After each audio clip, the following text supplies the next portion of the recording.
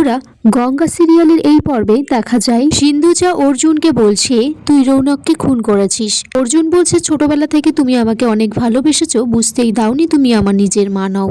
তোমার সমস্ত অভিযোগ আমি আজকে মাথা পেতে নিলাম। এদিকে পুলিশ অফিসারটি বলছে গুলিটা তো আমি করেছি, অর্জুন করেনি। মিস্টার সন্দীপন চ্যাটার্জির ভাইপো অর্জুন চ্যাটার্জি, তোমাকে কেউ বাঁচাতে পারবে না। এদিকে অর্জুনের শাস্তির ঘোষণা করা হলে সেখানে গঙ্গা আসে। গঙ্গা বলছে স্যানিটাইজার বাবুর কোনো দোষ নেই। হাসপাতালে যে লোকটি পড়ে আছে তার সাথে আমার দিদির বিয়ে দিয়েছিলাম আমি নিজে। গঙ্গা বলছে আমার একটা বন্ধু বলি, তাকে কজন গুন্ডা ধরে নিয়ে গেছে। আমি তার গাড়ির পিছন পিছন ছুটে যাই আর সেখানে গিয়ে পৌঁছাই।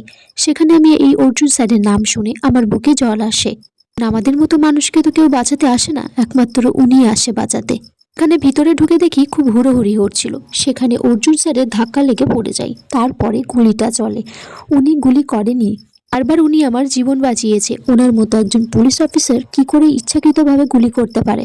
জজ সাহেব সবটা শোনার পর অর্জুনকে কোনো দোষী সাব্যস্ত না করে তাকে ছেড়ে দেয়। এদিকে সন্দীপন উনি গঙ্গাকে বলছে যে তুমি যদি আজকে অর্জুনকে না বাঁচাতে তাহলে ওর আজকে অনেক বড় শাস্তি হয়ে যেত। সন্দীপন বাবু তারপর গঙ্গাকে কিছু টাকা দিতে চাই। গঙ্গা বলছে আমি টাকা নিতে পারবো না জেঠু। সন্দীপন বাবু বলছে ঠিক আছে গঙ্গা, তোমার এই পুলিশ জেঠুকে যদি কখনো প্রয়োজন পড়ে তুমি কিন্তু বলো, দ্বিধাবোধ করো না। অর্জুন সেখানে আসে আর গঙ্গাকে বলেছে আমার জীবনটা বাঁচিয়ে তুমি কিন্তু ভুলই করেছো, কারণ এরপর থেকে আমি আর এই চাকরিটা করতে পারবো না। আচ্ছা স্যানিটাইজার বাবু, আপনি এরকম বলবেন না, পুলিশের ড্রেসটা পরে নিন আর ভাইরাস সাপের কাছে লেগে যান। অন্যদিকে অফিসারকে রিজাগনেশন লেটারটা দেয়, বলে যে আমি এই পুলিশের চাকরিটা আর করতে পারবো না, আমি ছাড়তে চাই এই চাকরিটা। তখন উনি বলছে যে কিছু সময় নাও, তোমার জেঠু একজন বড় পুলিশ অফিসার ছিলেন। অর্জুন তারপর বাড়িতে আসে। তার জেঠু বলে যে তুই দুম করে সিদ্ধান্ত নেওয়ার আগে একবার ভেবে দেখ, কিছুদিন ছুটি নে পারলে, কিন্তু এখনই রিজাগনেশন লেটারটা দিস না, চাকরিটা ছাড়িস না তুই।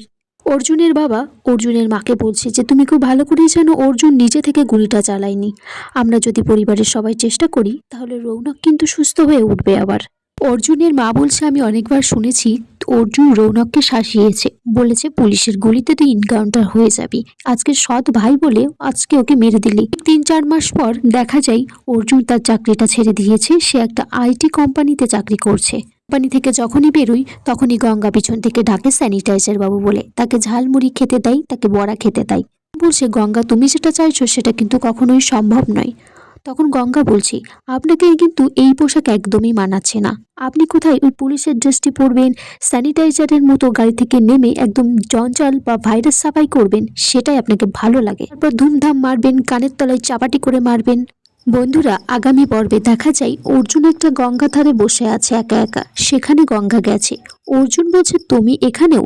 গঙ্গা বলছে এটা তো আমারই এলাকা, আজকে আমি অনেক চুনো মাছ ধরেছি, সেগুলো রান্না করব আর সবাইকে খেতে দেব, আপনাকেও খেতে দেব, না খাইয়ে কিন্তু ছাড়ছি না। গঙ্গা বলছে এই জন্যই বলেছিলাম, আমার নাম গঙ্গা, কেউ নেয় না আমার সঙ্গে পাঙ্গা। অর্জুন বলছে ঠিক আছে ঠিক আছে, হাতটা ছাড়ো, আমি যাচ্ছি, বলছি তো যাচ্ছি। আর এখানেই এই পর্বটা শেষ হয়ে যায়। বন্ধুরা তোমরা কমেন্টস করে জানিও কেমন লেগেছে এই পর্বটা।